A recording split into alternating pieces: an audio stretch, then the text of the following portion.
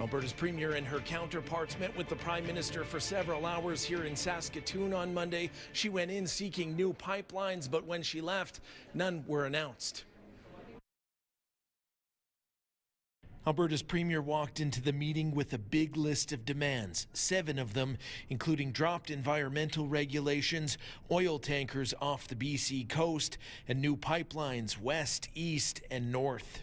I'd like them all, but I've got to work with where I think we're going to have the most success. And where I think we'll have the most success right now is working on a corridor between Hudson Bay and Port-au-Prince Rupert. And I hope that we can get some common ground on that.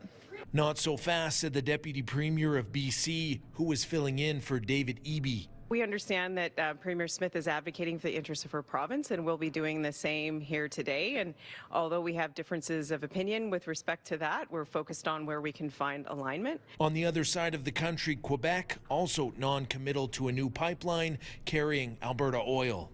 I didn't see the project, if there's one. So we need to see what's the economic impact for Quebec, what is the impact on the environment. So what I say is that if there's a project going through Quebec, we'll study it. That's all what I said. This political scientist confident Smith would get at least some of her wishes, but questioned her ultimate goal. Battling Liberals in Ottawa has always been a cornerstone of Alberta conservatism. Is this about policy? If this is about policy, then you take the wins where you can.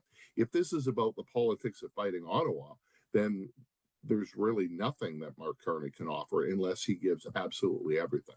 When the premiers and prime minister emerged after roughly 6 hours. This has been the best meeting we've had in 10 years. Simple. Best meeting I've had in 7 years.